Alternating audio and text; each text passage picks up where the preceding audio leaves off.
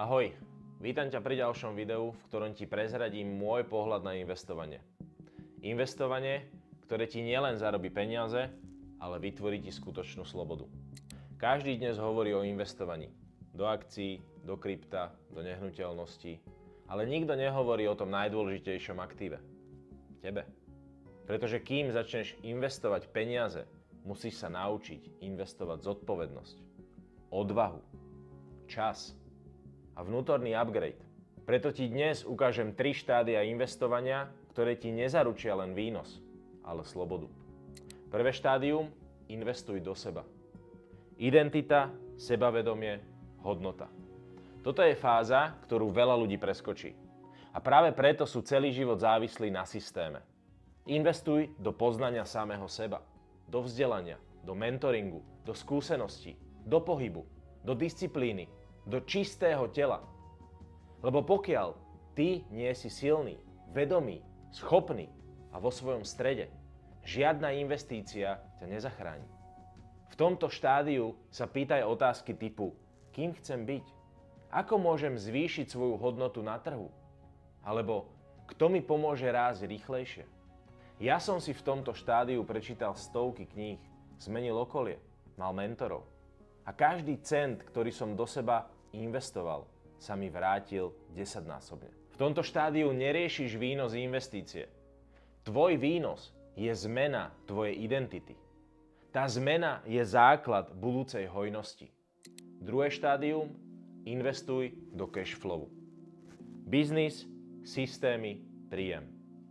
Až keď si vybudoval svoju vlastnú hodnotu a máš čo ponúknuť svetu, prichádza moment, kedy sa tvoja hodnota mení na príjem.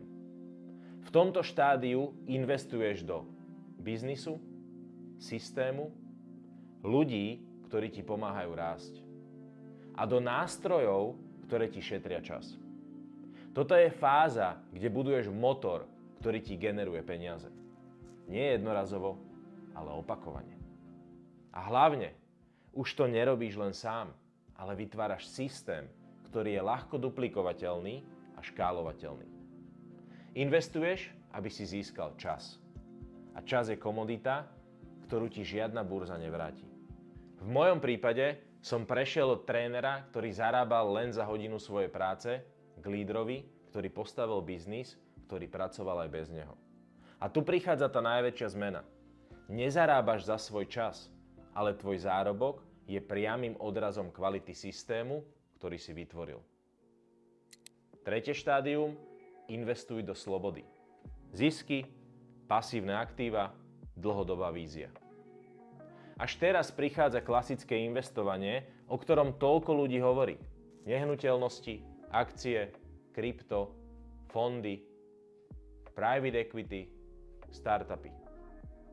Ale pozor, robíš to nie preto, aby si bol bohatý, ale preto, aby si bol slobodný. Vieš, čo je rozdiel medzi bohatým človekom a slobodným človekom? Bohatý sa stále bojí, že o to príde.